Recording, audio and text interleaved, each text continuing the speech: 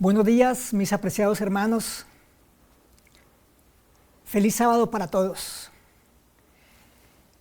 A esta hora, antes de empezar, quisiéramos que oráramos. Los que puedan arrodillarse se pueden arrodillar. Los otros pueden permanecer en la posición que estén. Oremos. Bondadoso y eterno Dios y Padre nuestro que estás en el alto de los cielos. Señor, te necesitamos.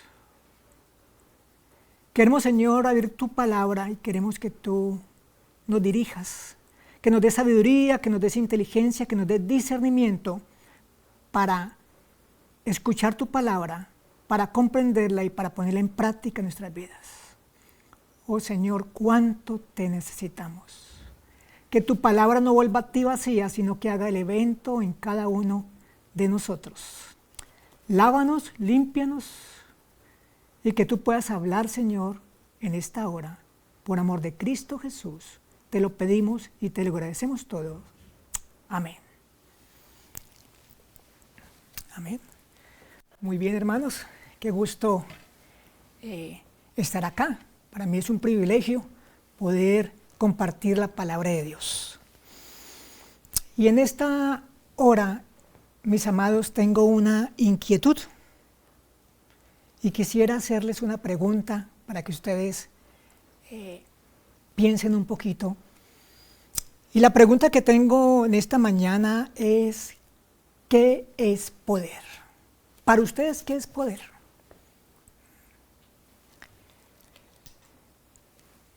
¿En qué busca el mundo el poder? ¿O en qué buscamos nosotros el poder? Recuerdo una experiencia que le pasó a mi hermano.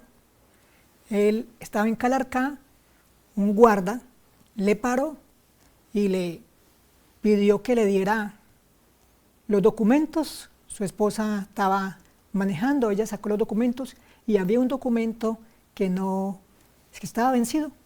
Así que los hicieron bajar del carro y ellos le retuvieron el carro. Mi hermano es una persona enferma, se hace diálisis todas las noches, así que este guarda utilizó su poder, los bajó del carro, montaron el carro a una grúa y a ellos les tocó venirse desde Calarcá hacia su finca, hacia su casa, en bus. ¿Qué es poder, hermanos? ¿En qué busca el mundo el poder? ¿En la fama? ¿Quizás en el puesto más elevado? Y para nosotros, para los cristianos, ¿qué es poder? O mejor dicho, ¿cómo podemos recibir el poder nosotros? Vamos a ir a la inspiración. A ver qué nos dice la inspiración en Juan, capítulo 14, versículo 16 al 18. Vamos a leerlo. Acompáñenme todos a la escritura. El libro de San Juan, capítulo 14, versículo 16 al 18. La inspiración nos dice: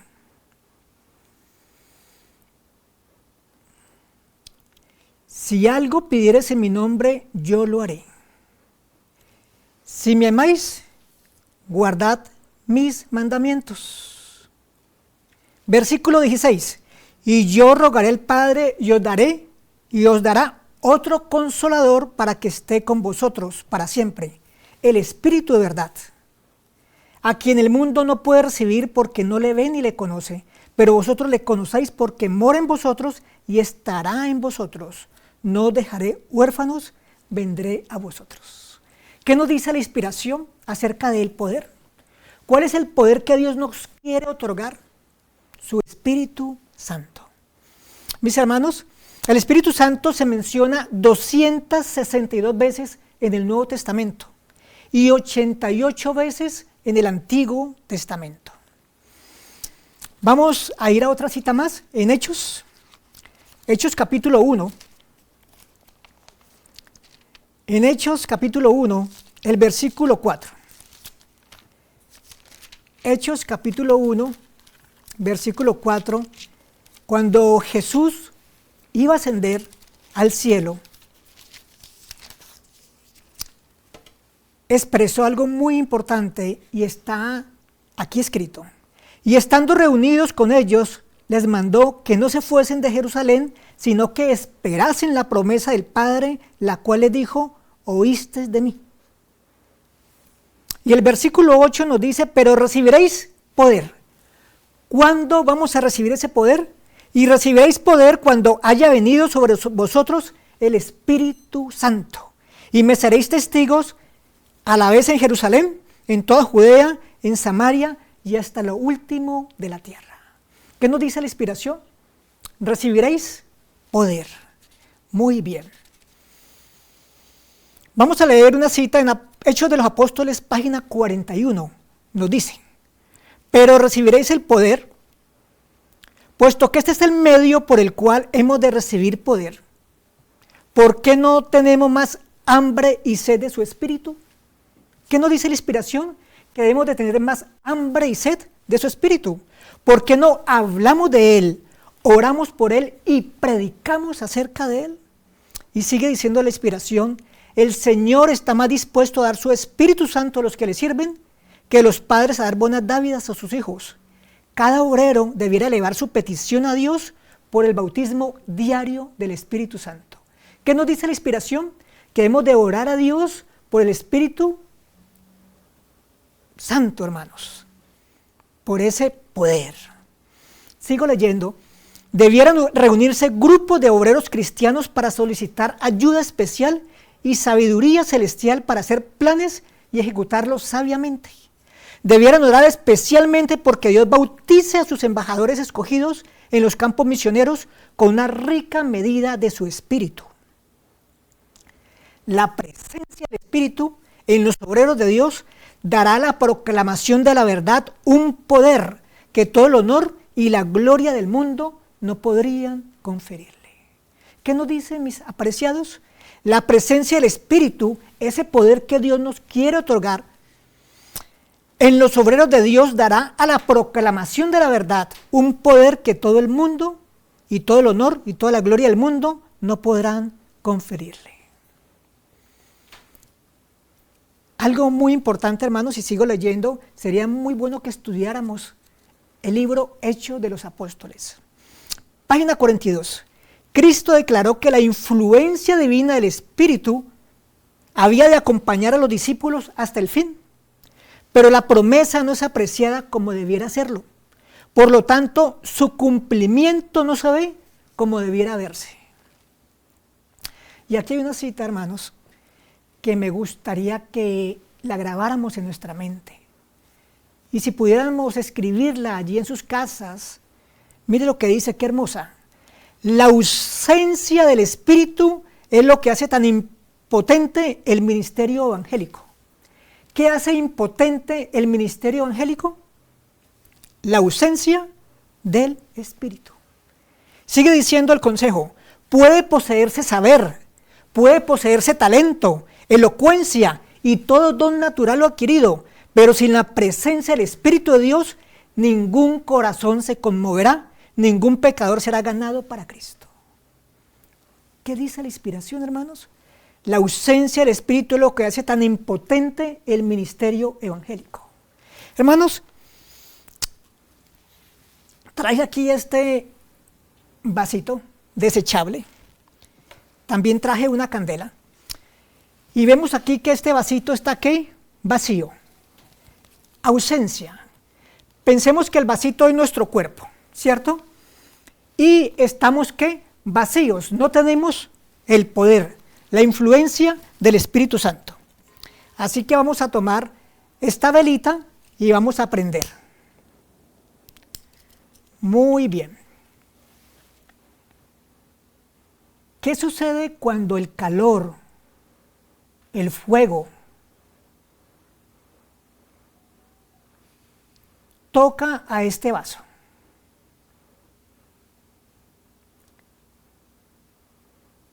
Está vacío, no tiene el poder, no tiene influencia. Dice aquí que se predica, pero la ausencia, no estar vacío, no tiene poder.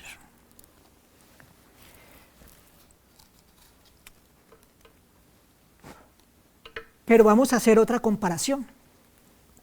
A este mismo vasito desechable, vamos a colocarle una doble medida de su espíritu.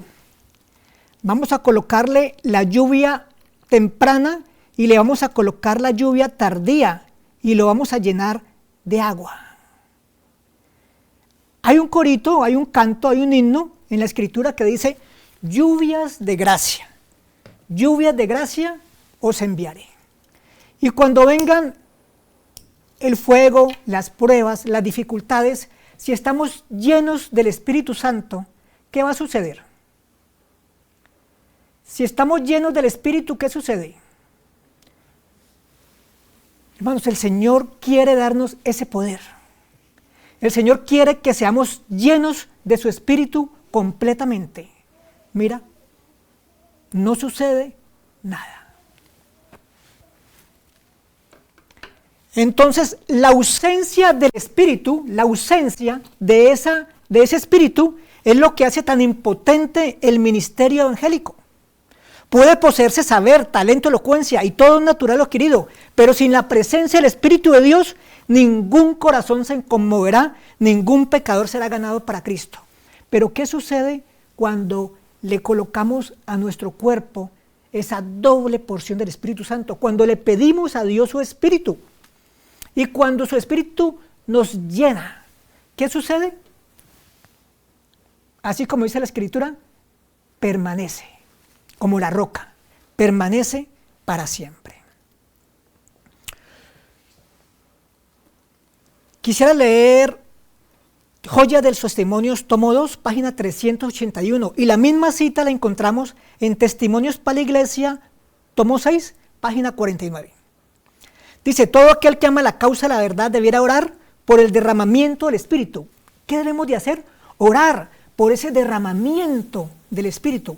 Y en cuanto esté en nuestro poder, debemos suprimir todo lo que impida que obre.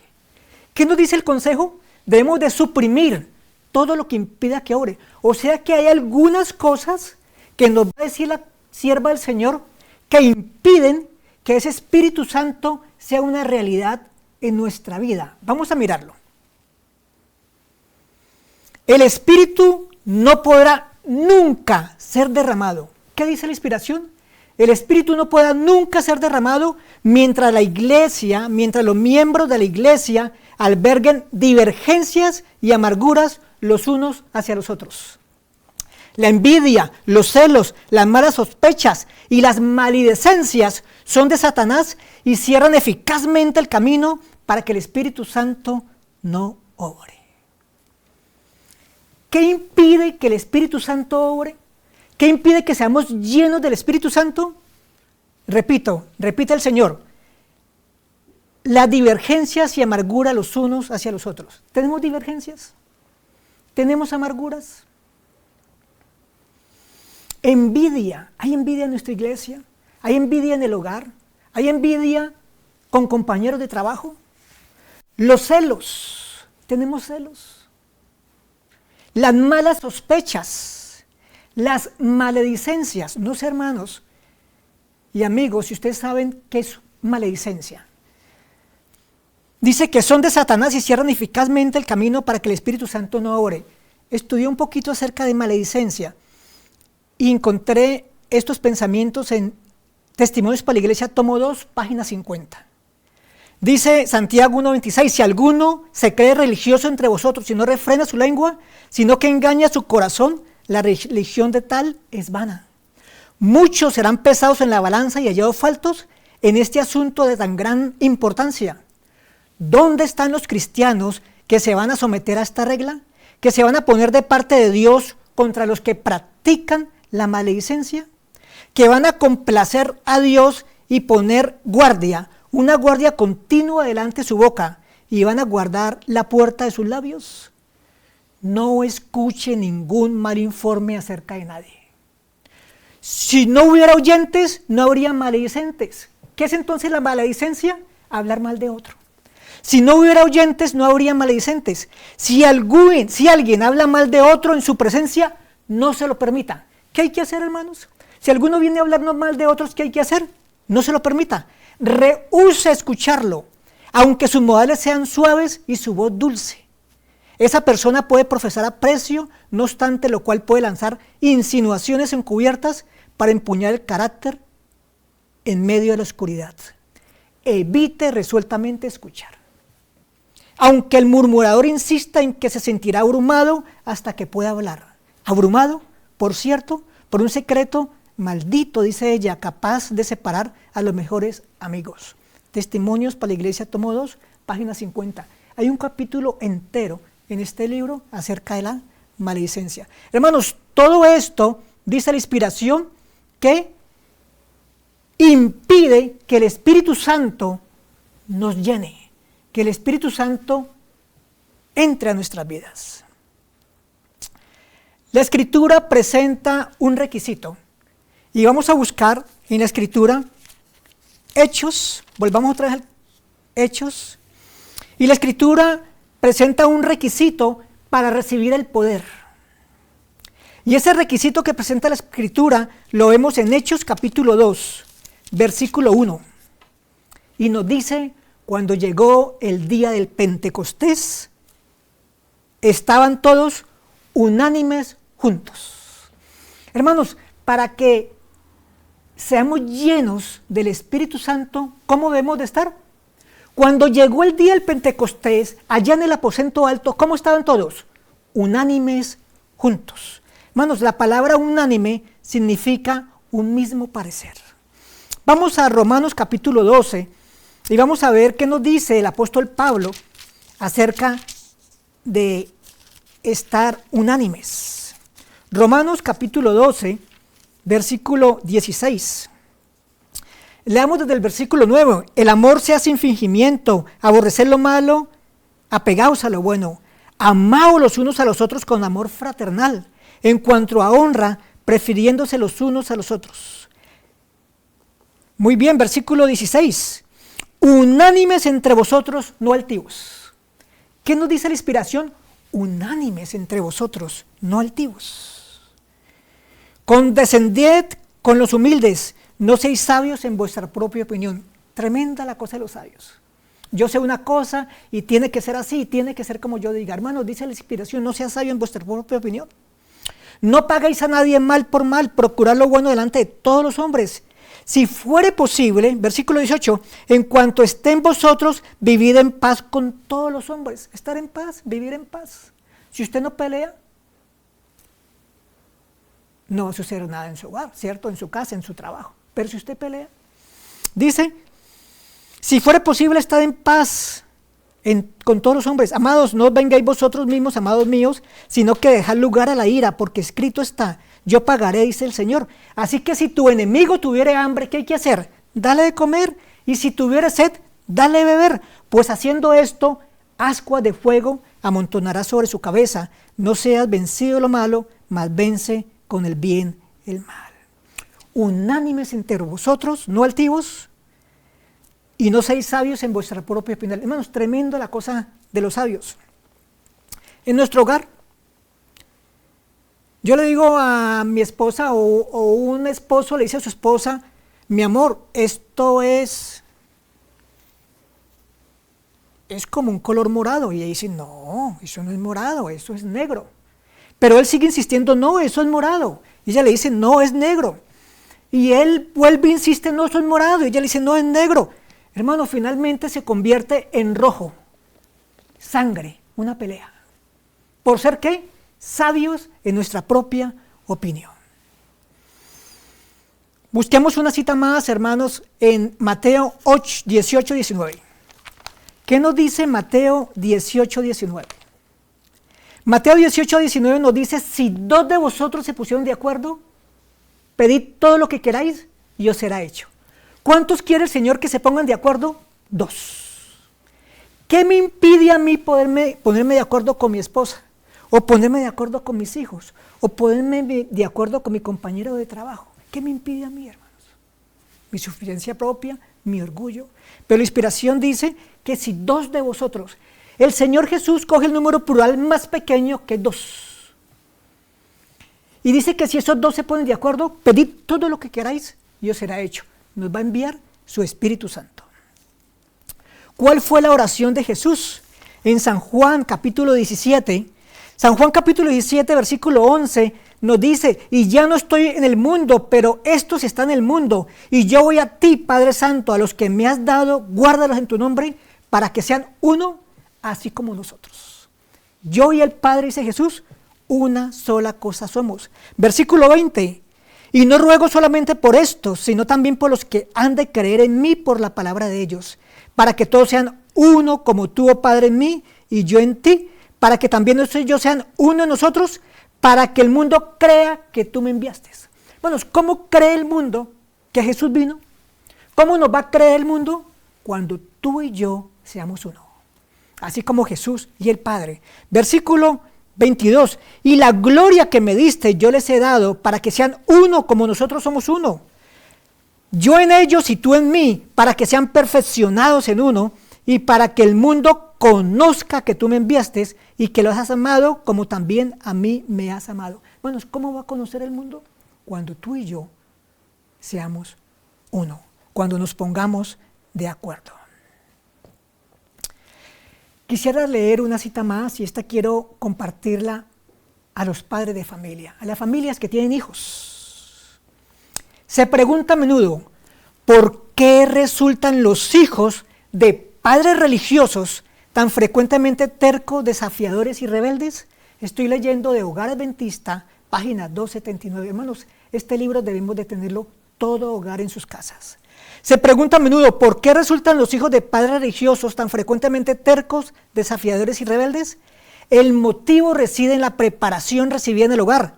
Demasiado a menudo los padres no están unidos en el gobierno de la familia. ¿Qué pasa con papá y mamá? ¿No están qué? Unidos. Papá dice sí, mamá dice no. Hermanos, el mismo libro dice que cuando no estemos de acuerdo, auséntense de la presencia de sus hijos hasta que lleguen a entenderse. Hermanos, el cielo quiere que tú y yo nos pongamos de acuerdo. Nosotros estamos pidiendo la promesa del Espíritu Santo y no somos uno. Y estamos esperando el poder. ¿Cuál poder? ¿Cuáles son nuestras divergencias entre esposos, entre padres, entre hijos? El mundo dice, el cliente tiene la razón. ¿Y en la casa? ¿Quién tiene la razón? ¿Tenemos alguna divergencia entre esposos, entre padres, entre hijos? El Señor nos llama a que seamos uno. Hermanos, vamos al Calvario. Y leamos el deseado de toda la gente, es página 693. Y contemplemos a Jesús, porque la inspiración nos dice, sería bueno que cada día dedicásemos una hora de reflexión a la contemplación de la vida de Cristo. Debiéramos tomarla punto por punto y dejar que la imaginación se posesione en cada escena, especialmente de las finales. Y miren lo que nos dice aquí el deseado de toda la gente, es página 693, 694. Hablando de Jesús, hablando de esas escenas finales. Sus manos extendidas sobre la cruz, se trajeron el martillo y los clavos, y mientras estos se hundían a través de la tierna carne, el Salvador no dejó oír ningún murmullo de queja. Su rostro permaneció sereno, pero había grandes gotas de sudor sobre su frente. Mientras los soldados estaban realizando su terrible obra, Jesús oraba por sus enemigos. Padre, perdónalos porque no saben lo que hacen. ¿Cuál es el consejo? Sigamos leyendo. Su espíritu se apartó de sus propios sufrimientos para pensar en el pecado de sus perseguidores y en la terrible retribución que les tocaría. No invocó maldición alguna sobre los soldados que le maltrataban tan rudamente. No invocó venganza alguna sobre los sacerdotes y príncipes que se regocijaban por haber logrado su propósito. Cristo se compadeció de ellos en su ignorancia y culpa. Hermanos, aquí está el secreto.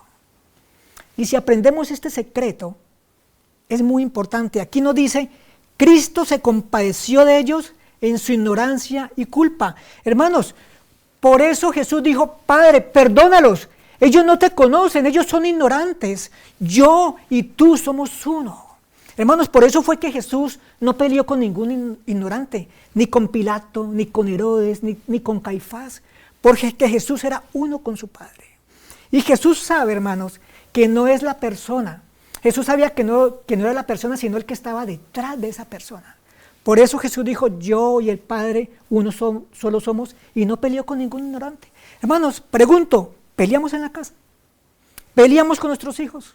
¿Peleamos en el trabajo? Hermanos, peleamos con todo el mundo y estamos esperando el poder. ¿Cuál poder?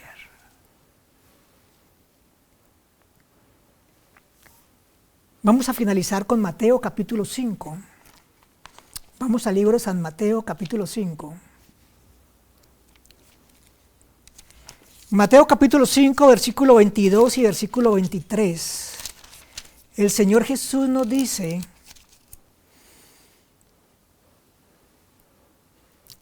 mas yo os digo que cualquiera que sin razón se enoje contra su hermano, estará en peligro de juicio, y cualquiera que le diga a su hermano fatuo, estará en peligro de concilio, y cualquiera que le dijere fatuo, estará expuesto al infierno de fuego. Por tanto, dice Jesús, si traes tu ofrenda al altar, si traes ¿qué? Tu ofrenda, si vas a dar tu diezmo, si vas a dar tu ofrenda, y allí te acordares de que tu hermano tiene algo contra ti, tú no le has hecho nada malo, pero tú te das cuenta que él tiene algo contra ti, ¿qué hay que hacer? Dice la inspiración, deja allí tu ofrenda y anda, reconcíliate con tu hermano y presenta tu ofrenda. ¿Tenemos de qué arrepentirnos? Hermanos, Cristo Jesús está en el lugar santísimo. Cristo Jesús está intercediendo por ti y por mí. Y nosotros debemos de hacer como Job. ¿Recuerdan Job? Sus hijos comían y bebían y hacían banquetes en sus casas. Y Job hacía lo que está haciendo Jesús hoy en el lugar santísimo. En el libro de Job, capítulo 1, nos dice la inspiración. E iban sus hijos, versículo 4, y hacían banquetes en sus casas, cada uno en su día, y enviaban a llamar a sus 3 hermanas para que comiesen y bebiesen con ellos. Y acontecía que habiendo pasado los días del convite, Job enviaba y los santificaba, y se levantaba en la mañana y ofrecía holocaustos conforme al número de ellos, porque decía, quizás habrán pecado mis hijos y habrán blasfemado a Dios en sus corazones. De esta manera hacía Job todos los días. Hermanos, intercedemos. Intercedemos por una esposa pecadora, intercedemos por un esposo pecador, intercedemos por un hijo pecador. Jesús hoy está en el lugar santísimo, intercediendo por ti, intercediendo por ti. Y nos llama a que tú y yo seamos ¿cuántos? Uno. Así como Él y el Padre son uno. Hermanos, y cuando seamos uno, cuando nos pongamos de acuerdo, cuando llegó el día del Pentecostés, todos estaban unánimes juntos. Y va a ser una realidad la promesa del Espíritu. Nuestro cuerpo se va a llenar con una doble porción de su Espíritu Santo. ¿Y qué va a suceder, hermanos, cuando llegue la prueba, la dificultad, el fuego? No va a suceder nada. Pero ¿qué sucede si no tenemos el Espíritu Santo? ¿Qué sucede, hermanos, si peleo, si hay, así como dice la inspiración, luchas, pleitos, enemistades, maledicencias? ¿Qué va a suceder cuando haya el fuego de la persecución? Cuando estemos compartiendo del Señor, dice que ninguna persona será convertida, porque debemos de estar y debemos de ser, hermanos, llenos ¿de qué? Del Espíritu Santo. El Señor nos bendiga en esta hora, el Señor ponga su Espíritu sobre cada uno de nosotros y que esa promesa y ese poder sea una realidad en nuestras vidas. El Señor nos guarde, el Señor nos bendiga. Amén. Vamos a postrarnos nuevamente para tener una palabra de oración. Bondadoso y eterno Dios y Padre nuestro que estás en el alto de los cielos. Señor, gracias por tu palabra. Permite, Señor, que tu palabra no vuelva a ti vacía, sino que haga ese efecto en nuestras vidas. Señor, queremos una rica porción y una doble porción de tu Santo Espíritu. Queremos, Señor, ese poder, pero deseamos y entendemos que debemos de ponernos de acuerdo y ser uno contigo primeramente. Tener esa relación, esa comunión contigo para llegar a conocerte y poder decir a una esposa pecadora, a un esposo pecador, a un hijo pecador: Padre, perdónalos, no saben lo que hacen, ellos son ignorantes, ellos no te conocen, yo te conozco. Permítenos, Señor, ser uno con ellos para que ese poder sea en nuestras vidas y que podamos tener el poder para proclamar tu verdad y para que el mundo, Señor, te conozca y tú puedas venir pronto. Padre, bendice a las personas que nos escuchan en esta hora. Tú conoces las situaciones, tú conoces cada hogar, conoces cada familia. Señor, sé propicio a cada uno de ellos. Señor, dales una rica y una doble porción de tu Santo Espíritu. Señor, suple sus necesidades y que tú seas el garante y el bálsamo para cada uno de sus enfermedades y dolencias. Acompáñanos a esta hora y bendícenos hoy y siempre. Por amor de Cristo Jesús te lo pedimos y te lo agradecemos todo. Amén. Este video y las demás producciones que ustedes pueden disfrutar a través de nuestras plataformas son en parte gracias al aporte que personas como tú hacen a este ministerio. Queremos invitarte a que sigas apoyándonos para que el mensaje de Dios cada vez pueda llegar más lejos y con más amplitud. Recuerda, tu aporte hace avanzar la obra. Fundación Las Delicias TV, un estilo de vida.